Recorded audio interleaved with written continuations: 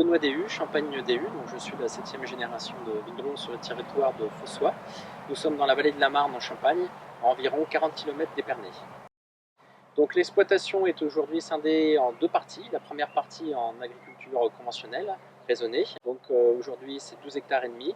Et à côté, une autre parcelle d'1 hectare 70 en conversion biologique de 3e année. Nous travaillons une partie de notre vigne en bio sur environ 40 arts avec un cheval de trait ardennais. Au niveau de la partie que nous faisons au cheval, le sol est beaucoup moins tassé et nous avons remarqué qu'il y a une vie microbienne beaucoup plus intense que la même partie qui est faite au tracteur à côté. Nous sommes en train de mettre en place sur le domaine la technique de l'aromathérapie, c'est-à-dire soigner les vignes avec des huiles essentielles.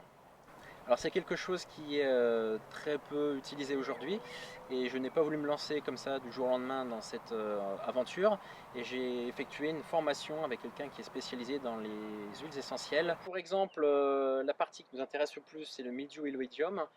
Une des huiles essentielles les plus efficaces sur le mildiou aujourd'hui est la sarriette des montagnes ainsi que l'origan qui a un pouvoir très séchant sur le mildiou. Donc la réflexion sur l'environnement est de manière générale, c'est-à-dire que toute l'entreprise est tournée vers le développement durable, du pied de vigne jusqu'au carton qui est recyclable, la bouteille qui est allégée, les étiquettes qui sont faites chez un imprimeur certifié imprimerie vert. Nous faisons tout pour limiter notre impact environnemental et nous essayons au maximum d'avoir nos fournisseurs, les gens avec qui nous travaillons, entre 200 et 300 km autour de l'exploitation. Nous sommes allés encore plus loin dans l'autonomie de notre exploitation.